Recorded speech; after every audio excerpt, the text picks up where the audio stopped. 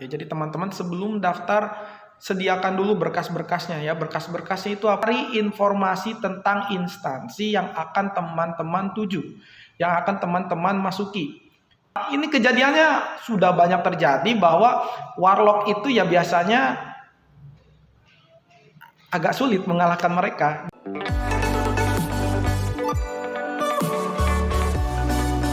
Bismillahirrahmanirrahim. Assalamualaikum warahmatullahi wabarakatuh. Baik, ini adalah video yang kedua. Sebelum teman-teman nonton video ini, silakan nonton video sebelumnya. Gak jelas ya. Nonton video sebelumnya. Setelah itu nonton video ini. Kita lanjutkan di sini ngebahas tentang gimana caranya lulus SKD dan SKB. Oke. Nah, tes SKD itu ya ada 3 tes ya sebenarnya, tes wawasan kebangsaan, tes intelijensia umum, dan tes kepribadian. Nah, biasanya ada skornya, ada passing grade-nya. Nah, ini katanya passing grade-nya itu belum keluar ya secara resmi. Jadi nanti nunggu Panselnas dan BKN itu entahlah apa, tapi yang jelas belum keluar. Nah, ada bocoran bahwa di internet berseliweran ya, warganet pada ngomong katanya TWK itu passing grade-nya 65, TIU itu tes intelijensi umum itu 80, dan TKP 156. Saya wallahu alam, saya nggak tahu. Tapi karena kenapa saya nggak tahu ya, karena belum keluar dari BKN-nya ya. Saya cek di di web, terus di IG-nya pun belum ada terkait dengan passing grade-nya. Jadi santai saja, nanti biasanya sebelum tes itu keluar passing grade-nya berapa.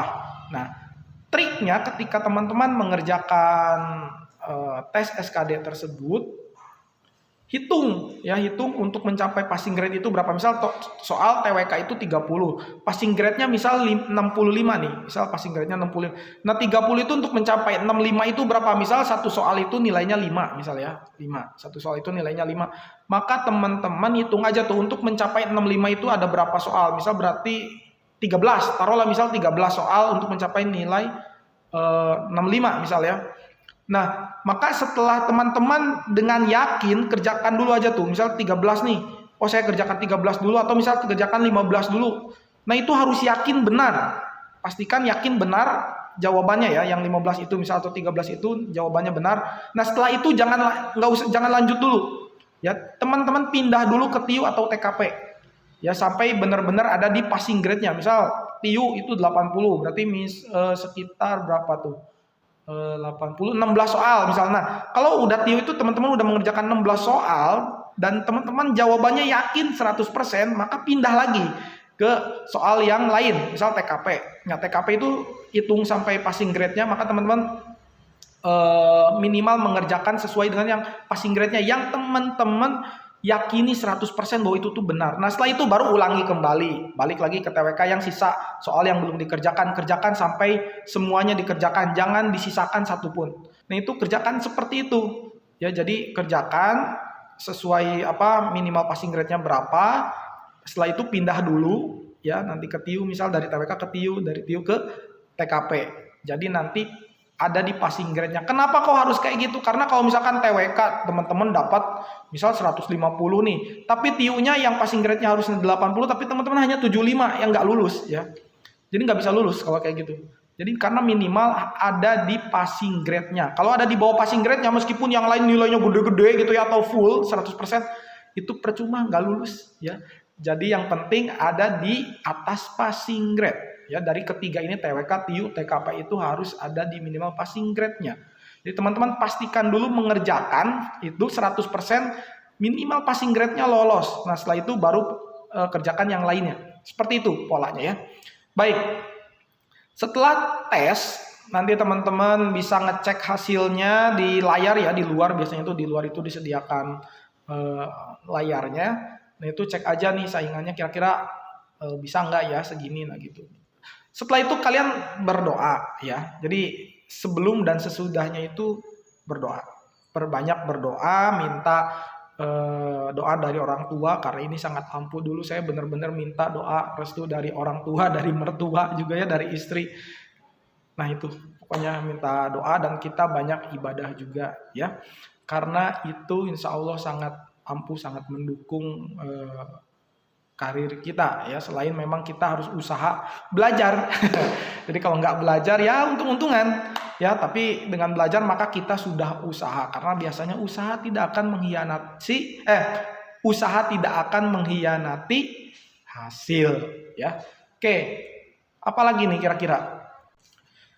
Nah, setelah itu ada rankingan baru. Kalau teman-teman masuk di rankingnya, misal ada satu posisi, maka ada 3 yang diseleksi, ya. Ada yang 3 diseleksi. Tapi kalau misalkan ada satu posisi, tapi teman-teman hanya yang lulusnya 1, ya cuma teman-teman tuh cuma kalian yang lolos, jadi ikut di SKB. Tapi kalau misalkan ada satu posisi yang lulus minimal passing grade-nya ada 5, maka yang diambil adalah 3. Atau misalkan ada satu posisi yang lulus passing grade-nya 2, yang diambil hanya 2. Tapi ada satu posisi nggak lulus passing grade, tapi ada di minimal apa gitu ya. Nah itu 3 tetap. Jadi nanti ada yang P1L namanya itu, ya. Jadi peringkat lolos dan lolos passing grade. Nah itu P1L. Terus nanti ada yang P1 tidak L atau P2L atau apalah, pokoknya istilahnya saya lupa seperti itu. Ya, tapi yang jelas nanti di peringkat, kalau misalkan ada satu posisi maka 3 biasanya ya yang diambil. Gitu. Sesuai kalau misalkan itu pun kalau lolos yang 3-3-nya gitu, atau yang lainnya lolos gitu. Jadi nanti 3 teratas itu ikut SKB. Taruhlah ini 3 ya. 3 teratas ikut SKB. Nah, di SKB ini seleksi bidang, benar-benar seleksi sesuai dengan bidang teman-teman. Waktu saya melamar di dosen peternakan, ya soalnya kebanyakan tes tulisnya itu tentang peternakan, ya. Terus nanti ada micro teaching, yang ngajar seperti ngajar mahasiswa. Jadi nanti di kelas itu ada mahasiswanya, ya. Kalau misalnya dilaksanakan secara offline, jadi ada mahasiswanya, kita ngajar seperti biasa pakai bahasa Indonesia, terus nanti diminta untuk presentasi secara bahasa Inggrisnya kita lakukan saja. Jadi kita banyak-banyak belajar saja. Lalu ada wawancara juga, ya. Nah, di wawancara ini kemukakan apa yang teman-teman sekiranya mampu atau kelebihan dari teman-teman yang orang lain itu nggak miliki. Misal pengalaman kerja, pengalaman organisasi, terus kalau misalkan mengajar ya pengalaman mengajar, ya kalau misalkan jadi dosen ya pengalaman penelitian, pengalaman pengabdian masyarakatnya apa, kita sudah nulis jurnal di mana gitu ya, Scopus apakah Sinta gitu, terus jurnal kita udah berapa, penghargaan kita apa aja, ya kan, ya pokoknya yang berhubungan dengan pekerjaan kita sampaikan. Nah setelah itu baru diumumkan nanti hasilnya. Setelah hasilnya diumumkan maka biasanya siapa yang lolos, misal kita lolos nih, alhamdulillah, kita akan dimintai dokumen-dokumen lagi sama tes kesehatan. Nah biasanya ini agak mudah lah, nggak terlalu ribet. Setelah itu ada pemanggilan kerja. Jadi seperti itu, ya. Nah itu saja mungkin tips dari saya. Saya tidak membahas tentang soal, tapi ini yang sekiranya menjadi strategi teman-teman untuk lulus. Jadi karena untuk lulus itu butuh strategi, bukan cuma belajar teorinya, ya, bukan cuma belajar dari materinya, materi SKD atau SKB, tapi dari strategi dan manajemen waktu juga itu adalah paling penting. Baik, itu saja. Billahi taufiq walhidayah. Wassalamualaikum warahmatullahi wabarakatuh.